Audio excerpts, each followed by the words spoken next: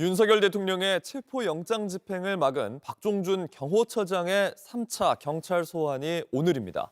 이미 박 처장은 2차 소환까지 거부했는데 경찰은 다시 불응한다면 체포 등 강제 수사를 할 걸로 알려졌습니다. 이후 경찰은 무력화된 경호처를 상대로 윤 대통령 체포에 나설 걸로 보입니다. 조민준 기자입니다.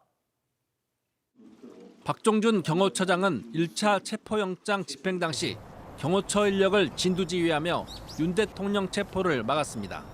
경찰은 특수공무집행 방해 혐의로 이미 2차례 소환에 불응한 박 처장에게 오늘 출석하도록 3차 소환을 통보했습니다.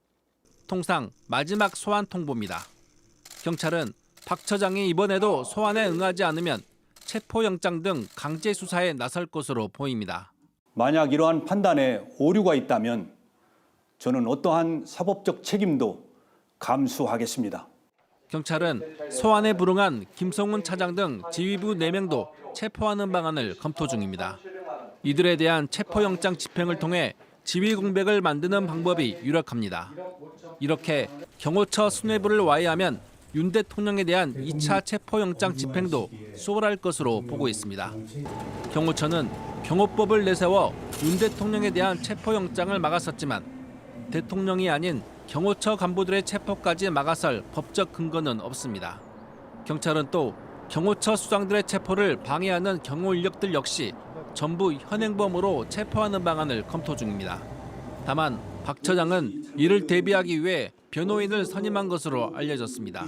변호인을 앞세워 시간을 끌어보려는 것으로 분석됩니다.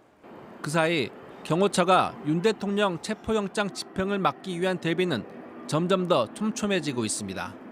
관저 차벽과 철조망에 더해 1차보다 2배가량 늘어난 400명을 동원해 결사항전을 예고하고 있습니다. 경호처 내부적으로는 탄핵이 결정되지 않은 상태에서 어떠한 영장 집행도 따르지 않겠다는 방침을 정한 것으로 알려졌습니다. JTBC 조민주입니다. 아침엔 앵커 정재우입니다. 지금 이 기사 가장 먼저 매일 아침 7시 반에 보실 수 있습니다. JTBC 뉴스 채널을 구독해 아침엔과 하루를 시작하세요.